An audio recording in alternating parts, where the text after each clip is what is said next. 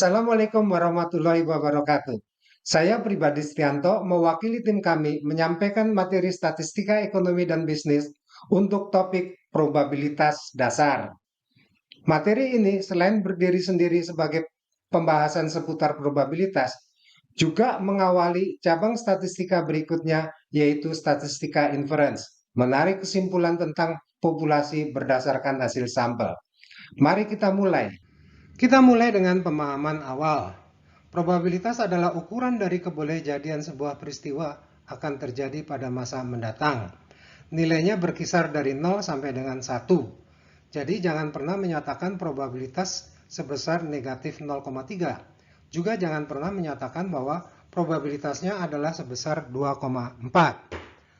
Wanti-wanti nilai yang tidak boleh terjadi itu ditunjukkan oleh wilayah bertanda panah hitam, menjulur dari 0 ke kiri untuk pernyataan probabilitas nilainya kurang dari 0, dan dari nilai 1 ke kanan untuk pernyataan probabilitas nilainya lebih dari 1. Tentang nilainya, apabila nilainya adalah 0, berarti tidak mungkin terjadi.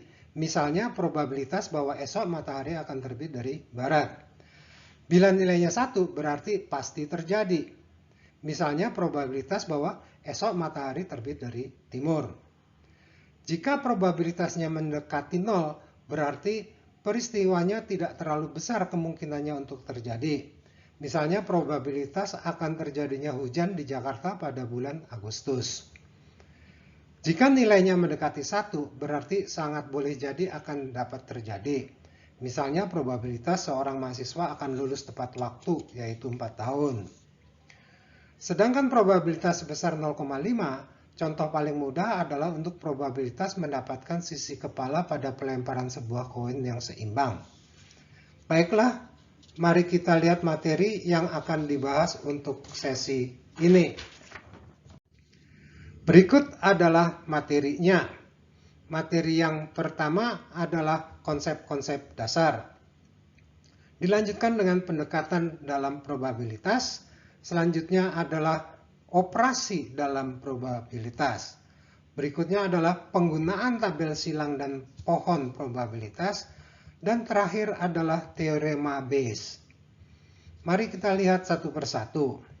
Satu adalah konsep dasar. Untuk memulainya, mari kita lihat sejumlah konsep yang mendasari pemahaman-pemahaman kita tentang probabilitas. Yang pertama adalah eksperimen random. Untuk itu, perhatikan sejumlah kegiatan berikut ini. Pertama, melempar koin atau dadu. Yang kedua, bertanya kepada konsumen akan tingkat kepuasannya. Kemudian, kegiatan mengamati perkembangan harga saham. Lantas, bisa juga kita memeriksa kualitas produk. Ada kesamaan dari berbagai kegiatan di atas, yaitu adanya minimal 2 kemungkinan hasil, namun kita tidak dapat mengetahui mana di antaranya yang akan mewujud. Selanjutnya, maka kita dapat mendefinisikan eksperimen random sebagai sebuah proses yang berakhir dengan sekurang-kurangnya 2 kemungkinan hasil tanpa kepastian mana yang pada kenyataannya akan terjadi. Pada eksperimen melempar koin akan dihasilkan munculnya sisi kepala atau sisi ekor. Ketika bertanya kepuasan konsumen, jawabannya adalah sangat puas, puas, dan seterusnya. Hasil pengamatan harga saham menghasilkan naik, tetap, atau turun. Dan ketika memeriksa kualitas produk dapat diperoleh produk baik atau produk cacat. Istilah berikutnya adalah hasil dasar atau basic outcome yang diartikan sebagai daftar dari seluruh kemungkinan hasil dari sebuah eksperimen random. Ketika eksperimennya melempar koin, maka daftar hasil dasarnya adalah sisi kepala dan sisi ekor. Bila bertanya kepada konsumen akan kepuasannya, maka daftar hasil dasarnya mungkin amat sangat puas, puas, agak puas, kurang puas, sangat tidak puas, amat sangat tidak puas. Kemudian ada terminologi penting yang namanya ruang sampel atau sample space, yaitu himpunan dari seluruh hasil dasar yang biasanya dinotasikan dengan S. Dengan pemahaman ini, maka S tak lain adalah populasi yang kita hadapi, yang merupakan ruang tempat bersemayamnya sampel. Dalam penyajian diagram dinyatakan demikian ini. Kita lanjutkan. Konsep berikutnya adalah peristiwa atau event yang merupakan himpunan hasil dasar yang merupakan anggota dari minimal satu unsur dari peristiwanya. Digambarkan demikian. Bila peristiwanya adalah nomor dadu, maka ketika mendapatkan minimal 2 atau 4 atau 6, dikatakan bahwa kita mendapatkan peristiwa genap. Kemudian ada irisan peristiwa-peristiwa yang didefinisikan berikut ini, yang digambarkan dengan diagram Venn demikian ini. Bila peristiwanya hanya 2, A1 dan A2, maka irisannya adalah himpunan dari hasil dasar yang memiliki atribut baik dari peristiwa A1 maupun A2 secara sekaligus. Selanjutnya, konsep dasar selanjutnya adalah peristiwa-peristiwa yang saling lepas, yang merupakan peristiwa dalam S yang tidak mungkin terjadi mewujud bersamaan, atau yang tidak mempunyai irisan, atau irisannya adalah himpunan kosong.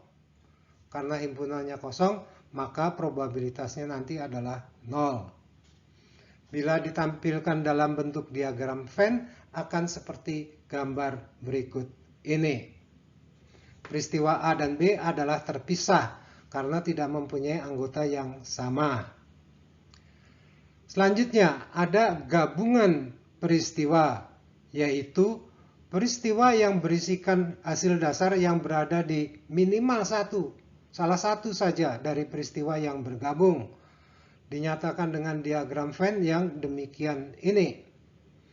Bila yang berhimpun adalah E1 dan E2, maka gabungannya adalah himpunan hasil dasar dari minimal 1 di antara E1 dan E2.